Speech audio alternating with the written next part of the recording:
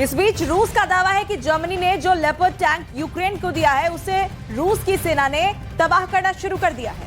वहीं अमेरिका की बख्तरबंद गाड़ी ब्रेडली को एक हमले में उसकी सेना ने पूरी तरह से नेस्तनाबूद कर दिया। और वहीं रूस के रक्षा मंत्रालय का दावा है कि पिछले दिन 3 जगहों पर 1 दर्जन से अधिक यूक्रेन के हमलों को नाकाम कर दिया गया है। पुतिन ब्रैडले और लेपर्ड टैंक को शिकार करके ये वीडियो पूरे यूरोप में वायरल कर चुके हैं, ताकि नेटो इस वीडियो को गौर से देख ले और इस बात को समझे कि पुतिन की फोर्स के आगे नेटो का हर हथियार फेल होगा, बुरी तरह मारा जाएगा। पुतिन ने जून के महीने में ही जेलेंस्की और नेटो को बड़ा झटका दिया है, जब उन्होंने ब्रेडली फाइटिंग व्हीकल और लेपर्ड को घेर कर मारा। पुतिन ने इसका ऐलान एक बड़े मंच पर किया, जहां से पूरी दुनिया ने समझा कि पुतिन कैसे यूक्रेन में नेटो के हथियारों को एक के बाद एक खत्म करते जा रहे हैं। पुतिन का दावा है कि नेटो ने यूक्रेन को जितने भी टैंक और बख्तरबंद गाड़ियां दी हैं, उसमें 30% खत्म की जा चुकी हैं। Сегодня я уже говорил о том, что там на одном участке предпринимаются попытки атак силами 2 рот при поддержке 5 танков. На другом участке тоже 1,5 роты примерно при поддержке 2 танков. Танки горят, несколько танков уничтожено, и это в том числе леопарды. И вчера было то же самое. И вчера были леопарды. Они горят. Также будут гореть и F-16. पुतिन कह रहे हैं कि F-16 का भी यही हाल होगा। अमेरिका से यूक्रेन को F-16 मिला तो उसका भी आसमान में शिकार किया जाएगा।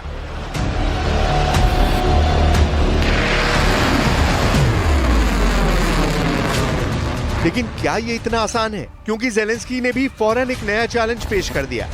पुतिन की एयरफोर्स को डराने के लिए जेलेंस्की ने एक बहुत बड़ी बात कही है, जिसका आंकलन अब मॉस्को में किया जा रहा है। जेलेंस्की ने एक सेल्फी वाला वीडियो जारी करके बहुत बड़ा दावा किया है। जेलेंस्की के मुताबिक अमेरिका की तरफ से मिला कोई भी पैट्रियट एयर डिफेंस सिस्टम तबाह नहीं हुआ है और ये सिस्टम पुतिन की मिसाइलों को मारने का काम लगातार कर रहे हैं।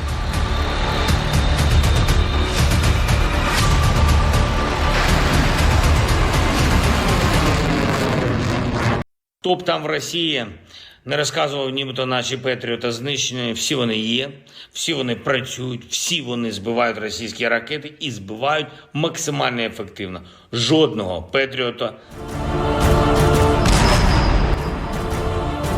फिलहाल जेलेंस्की का जोश चैलेंजर टैंक को देखकर बहुत ज्यादा बढ़ा हुआ है। 24 घंटे में यूक्रेन युद्ध को लेकर बहुत सी बातें सामने आई हैं। बेचैनी जेलेंस्की और पुतिन दोनों कैंप में है, क्योंकि दावे बहुत बड़े बड़े किए गए हैं। इन सब के बीच में चैलेंजर टैंक की तस्वीरें भी वायरल हो चुकी हैं।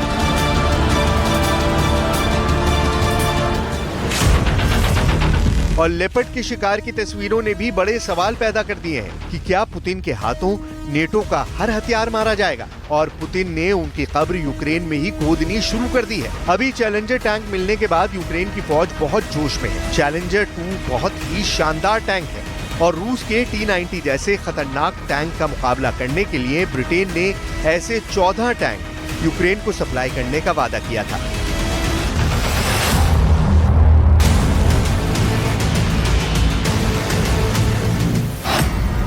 ब्रिटेन के चैलेंजर की गन 120 मिलीमीटर की है और जर्मनी के लेपर्ड की गन भी इसी साइज की है। ब्रिटेन के चैलेंजर का वजन 65 टन, वहीं लेपर्ड का वजन 70 टन है।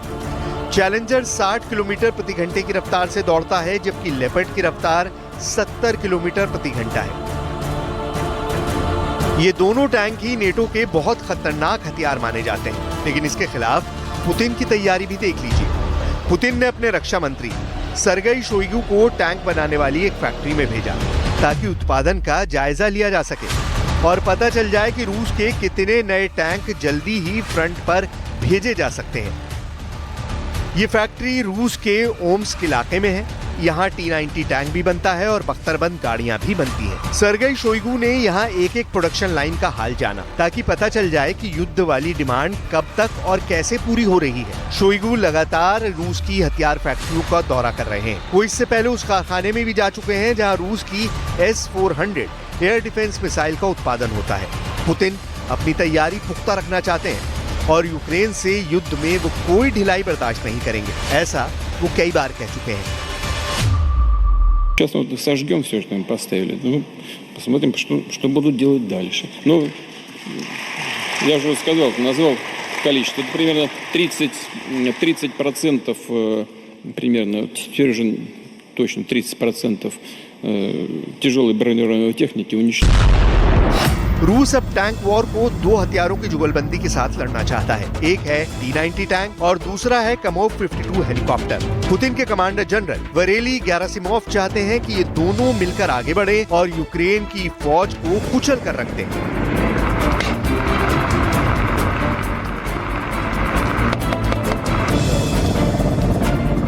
लेकिन अब जेलेंस्की को नई पेट्रियट और स्लिंगर मिसाइल के साथ जैवलिन मिसाइल भी मिलने वाली है। इसी मिसाइल ने रूस के टैंकों को युद्ध की शुरुआत में बड़ा नुकसान पहुंचाया था। यही वजह है कि उनका जोश हाई है और अब तो जेलेंस्की को ये भी मालूम है कि यूक्रेन से वैगनर जा चुका है।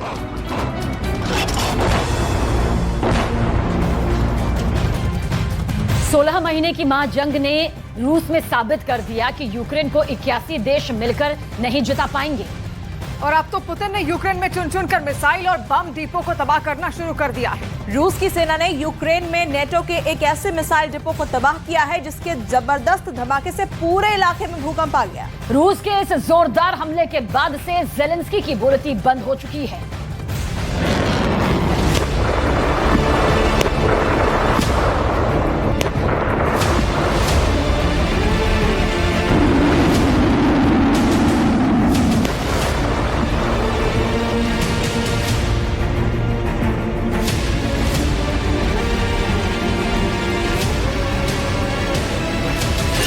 पुतिन का भूकंप युद्ध शुरू।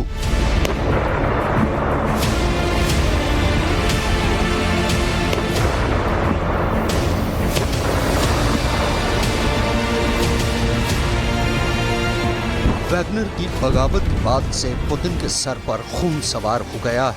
70 साल के पुतिन के बारे में अब डिफेंस एक्सपर्ट्स दावा करने लगे हैं कि पुतिन अब जंग को लंबा नहीं खींचेंगे, बल्कि आर पार की जंग करने के लिए अब पुतिन का रूस बेलारूस की तरफ से भी हमले शुरू कर रहा है। शायद यही वजह है कि पुतिन की सेना ने पूर्वी यूक्रेन में उस मिसाइल भंडार को सबसे पहले उड़ाया है जिसमें अमेरिका की पैट्रियट मिसाइलें और पश्चिम से आई सैकड़ों लंबी दूरी की मिसाइलें मौजूद थी। दावा किया जा रहा है कि यूक्रेन का मिसाइल डिपो नंबर 649 पूरी तरह से तबाह हो चुका है। डिफेंस एक्सपर्ट्स इसे यूक्रेन और नेटो के मुंह पर रूस का जोरदार तमाचा कह रहे हैं।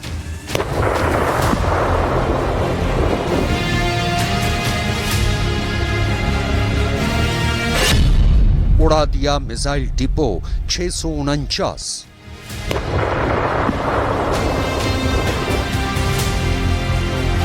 रूस की फौज ने 16 महीने की जंग में अब तक जो कुछ नहीं किया था वो अब रूसी सेना यूक्रेन के खिलाफ करने लगी है।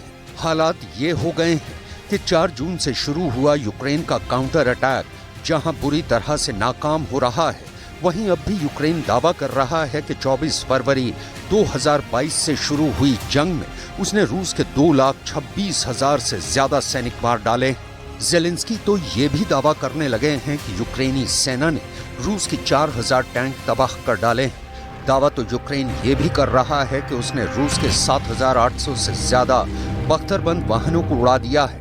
यहाँ तक कि यूक्रेन दावा कर चुका है कि 16 महीने की जंग में वो रूस के 314 फाइटर जेट और 308 हेलीकॉप्टर को मार चुका है। अब ऐसे हालात में सवाल उठता है कि अगर रूस को जंग में इतना भयानक नुकसान हुआ है तो फिर रूस ने पूर्वी यूक्रेन के 35% इलाके पर कब्जा कैसे कर लिया? कैसे रूस ने यूक्रेन, अमेरिका और नेटो देशों के हथियारों को तबाह कर डाला? आखिर ऐसी क्या वजह है कि अब तक के काउंटर अटैक में यूक्रेनी सेना रूसी सेना की पहली रक्षा पंक्ति को भी तबाह नहीं कर पाई है, जबकि पुतिन के रूस ने तो पिछले 2 दिनों में भूकंप की तरह तबाही लाने वाला युद्ध भी शुरू कर दिया है। रूस का दावा है कि पूर्वी यूक्रेन में यूक्रेनी सेना का एक मिसाइल डिपो था जिसमें हजारों की तादाद में छोटी और बड़ी मिसाइलें मौजूद थी। रूस ने यूक्रेन के इसी मिसाइल डिपो में हमला करके ऐसा धमाका किया कि कई किलोमीटर तक भूकंप की तरह झटके लगने लगे। जरा देखिए क्या है पूरी खबर।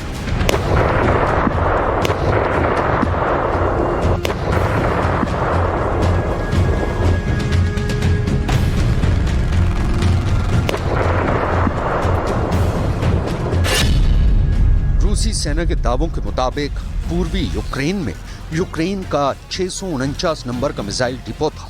मिसाइल डिपो 649 में अमेरिका, ब्रिटेन, जर्मनी समेत नेटो के 31 देशों से बम, मिसाइलें और एयर डिफेंस सिस्टम लाकर रखे गए थे।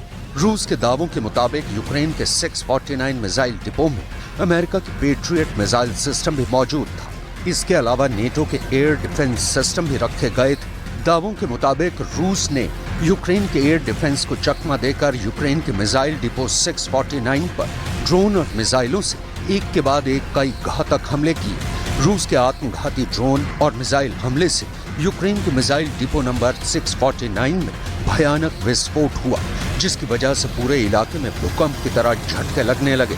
पश्चिमी मीडिया का दावा है कि मिसाइल डिपो में हुए धमाके की वजह से रिक्टर स्केल पर 3.4 तीव्रता का भूकंप दर्ज किया गया।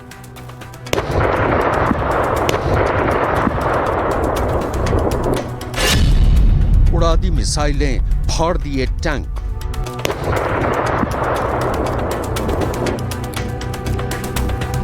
डिफेंस एक्सपर्ट्स का साफ कहना है कि इस वक्त रूस बहुत ही खूंखार हो चुका है, इसलिए अब रूसी सेना यूक्रेन के हथियार गोदाम से भरे अमेरिका और नेटो के हथियारों को चुन चुन कर साफ कर रहा है।